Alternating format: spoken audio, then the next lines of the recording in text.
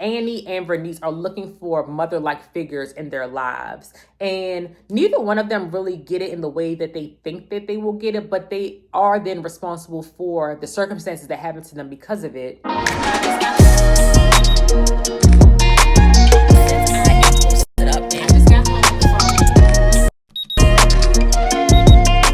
Welcome back. I'm Krishana Davis, and today we are doing a deep analysis of Tayari Jones's new book, Kin. You have probably seen her on tour. You've probably seen the interviews of Tayari talking about this book, and it is definitely a must read. And so we're going to do a close read and close conversation to talk about the two main characters, Annie and Vernice, who are two young girls who are growing up in the southern town of Honeysuckle, and really how they're being shaped by the absence of their mothers. What I really found compelling about this book is that it explores kinship, trauma, found family, belonging, and also some mental illness and mental health. And then it also has some civil rights and reproductive justice themes as well. So let's talk about what worked well and what really stood out to me in this book. Number one, let's start with the premise. So there are two characters, Annie and Vernice. Annie is interesting because she was abandoned by her mother and she is now living with her grandmother. And honestly, her grandmother is just sick and tired of raising other people's children. Her grandmother would love to be retired and really be a grandmother, but instead she is stuck raising other people's kids. And so Annie has this really deep longing for her mother. She often is asking people in the town if they've seen her mother. She's often asking her grandmother if she's seen her mother. You can tell that she really feels this kinship tie towards her mother. And there's also a little bit of a reality that Annie probably feels like she wasn't good enough for her mother as well. And so she really longs for her mother. Vernice, on the other hand, is also experiencing the absence of her mother. Her mother was unalived as a murder-suicide from her dad, who took her mother's life as well as his life when Vernice was really young. And what's interesting about Vernice is that trauma was probably more subconscious for her, but it led her to not speak for several years. Vernice and Annie grew up together. They are cradle sisters, crib mates, and they basically we're watching their lives in parallel together. And at some point, their lives begin to diverge as they make different choices. And we kind of really go through these whirlwind of choices that both of these two young women make. So here's where their paths are different. So Vernice is very much academically strong. She has a deep desire to leave Honeysuckle. She doesn't want to be there long term. She makes her own clothing and she's living with her aunt, who is her mother's sister. Her aunt really can't figure out how to be a mother figure to her. And you'll see many times throughout the novel, her aunt will say things like, I just don't know how to raise children, or I just don't know how children operate. So it's like, in some ways, in regards, Vernice knows that her aunt loves her and cares for her, but in other ways, she also feels very much abandoned by her aunt as well. She has dreams of going to Spelman. So she wants to leave Honeysuckle. She wants to have an opportunity to better herself in her life.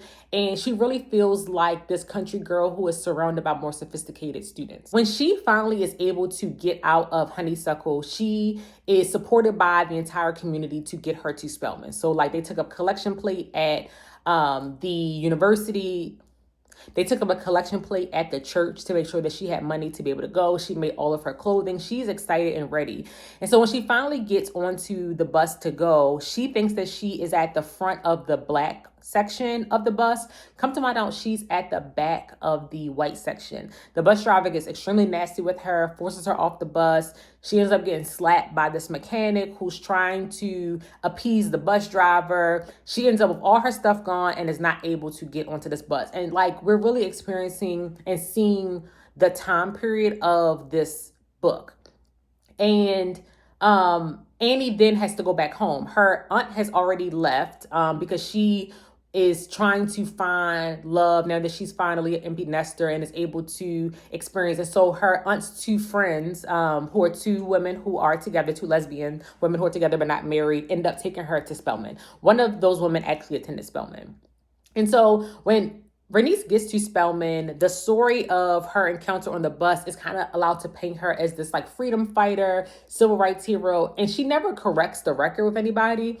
Then there's also people who very much see her as this country mouse, right? And what's interesting about her and even her dynamic in college is she's experiencing a relationship with a woman, her roommate, who she's bumping uglies with. She also is trying to, in some ways, get her MRS while she's at Spelman. So there is a alumni who takes her in as a mentor. And this mentor has a son who's about 5 years or so older than Vernice, and he has a disability. He got polio as a child, and so has some disability with one of his legs. And so Vernice is trying to figure out whether or not she wants to be with him and have a better life. And so she's kind of straddling these kind of two dynamics of, will she be with her roommate, a woman who obviously wants to have a long-term relationship with her, or will she decide to take this route that will potentially change the trajectory of her life, right? And we see them kind of go back and forth. Now, Annie on the other side is having a completely different life. Before Vernice is able to leave for college, Annie basically completely leaves her, like just blows the coop, right? So in the middle of the night, she packs up all her stuff and gets into the car of the guy she's dating, Bobo. And Bobo says that he will take her to Detroit to try to find her mother. And the last known address that she has is of her mother living in Detroit. When she gets in the car, not only is there Bobo, there's Bobo's cousin, Clyde, and then there's also this girl, Baby Doll, who is sitting in the front seat next to Bobo, who she's in a relationship with, and it seems like Bobo and Baby Doll instead are in a relationship. So this unlikely pair of four end up on this road trip in this beat-up car. They end up in front of a brothel. They end up having to work at the brothel, helping with laundry and helping around the brothel to be able to pay for a mechanic, to help their car. It's just tons of things going on. Eventually, they finally do get to Detroit, and this is when Annie's mental health starts to really decline because she's seeing her mother in everyone that she meets. Like, she thinks that everyone at the bar that she works at could potentially be her mother, and this is the point that she's harassing the clientele, and she really just can't seem to figure out how to deal with her reality of her mother not being there. One of the interesting things as far as like themes of this novel is found family. So both Annie and Vernice are looking for mother-like figures in their lives. And neither one of them really get it in the way that they think that they will get it, but they are then responsible for the circumstances that happen to them because of it.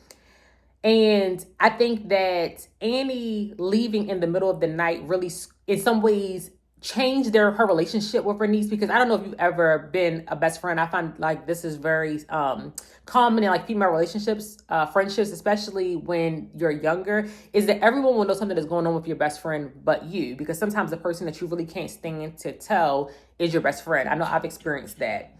And so I think that it kind of created some type of like dynamic between the two of them. The other thing that I really do like about this book is the use of letters. This is something that Tayari Jones is known for. She does it a lot in American Marriage as well, and she does it here as well. I think it's such a great literary device because through the letters, we find out that both Annie and Vernice are very much unreliable narrators, particularly Vernice, because Vernice leaves Annie to believe that she's dating two men, that there's a guy who probably goes to Clark Atlanta or to Morehouse that she's dating, and then Franklin, who is this older man who she's dating as well, and she has to pick between the two. We only find that out because that is how it is written. Like, Annie writes that to her, like, oh my God, this is my friend, she got two men, like, what you gonna do, girl? And I thought that was so interesting.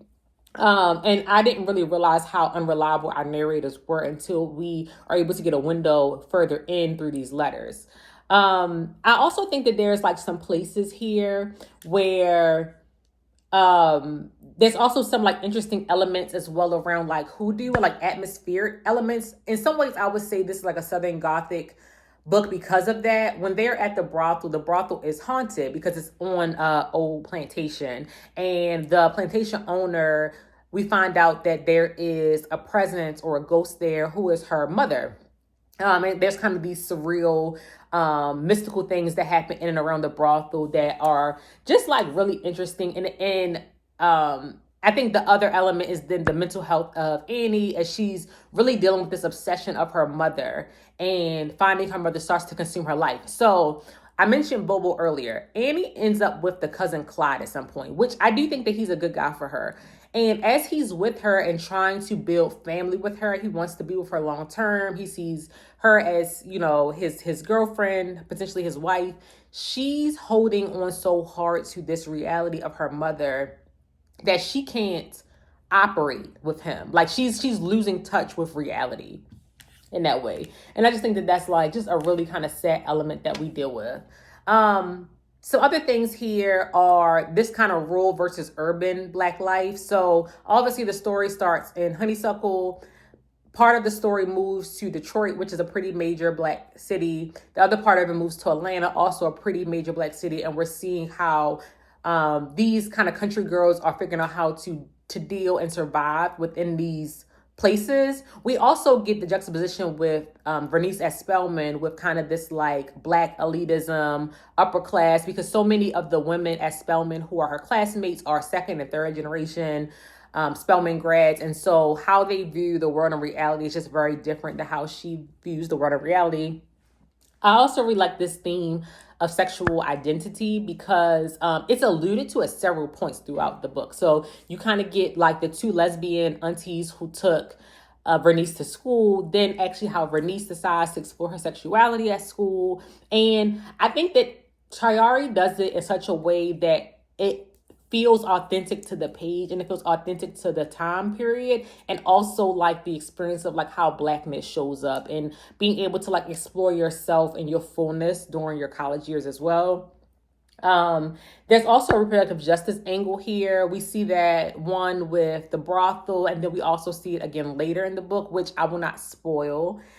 And this novel just really shows, I think, at its core, how longing for family can help shape people's choices and the choices that they make. Some critiques for me. So one, I think the pacing of the novel in the beginning is a bit slow. So I would tell people, if you start reading it and you're like, I don't know, I might need to put this down, stay with it because it does pick up eventually. The early chapters in Honeysuckle are really just a setup, but we really see the book start to pick forward when Annie decides to leave and starts her journey headed to Detroit. And so I promise you the pacing will improve a lot once she leaves. It becomes a way more engaging novel.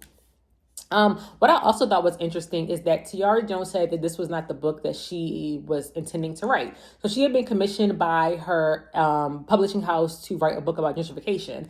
And in some of the interviews, she says that book just was not manifesting itself. Like it wasn't coming clear to her on the page. And so instead, this book became clear to her. And I really think that it was a book that needed to be told. Overall, I think this is just a really layered and complex novel about friendship, grief, and identity.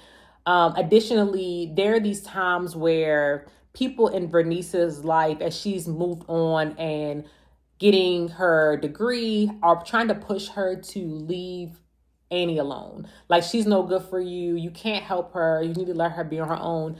And there's a loyalty there because Vernice helps Annie at every single turn, every single time that she can.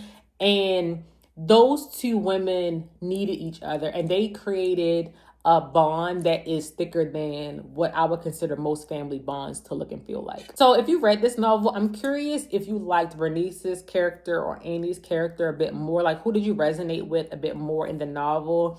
I'm also curious how you felt about the end of the book, because I will say the end of the book was shocking to me. I was not expecting the book to end the way that it did. It almost felt jarring, and that you almost wanted like another chapter or two on the page. It just was extreme. And it also created an environment where ultimatum was created. I do like how it ended. It kind of reminded me of American Marriage too, where like the ending is extreme and satisfying, but also not very satisfying. So definitely let me know what you think of the end. But this book to me is definitely a must-read pickup book. I really enjoyed it. And I think more broadly this year, I've noticed that I've been reading a lot of books around female friendships. So I read Love You to Death by Christina Dotson. I started the year there. I've read this book. I also am starting to read Sula. And I feel like all these books are kind of like in conversation with one another. And it's been really interesting that this theme of like female friendships has really begun to emerge for me in 2026 within these books. So I'm curious how that has felt for you as well. And are there any other books that you recommend that really also include female friendships as well? So let me know. So thank you so much for watching. Don't forget to like and subscribe. I look forward to chatting about more books with you in the future. Talk to you later.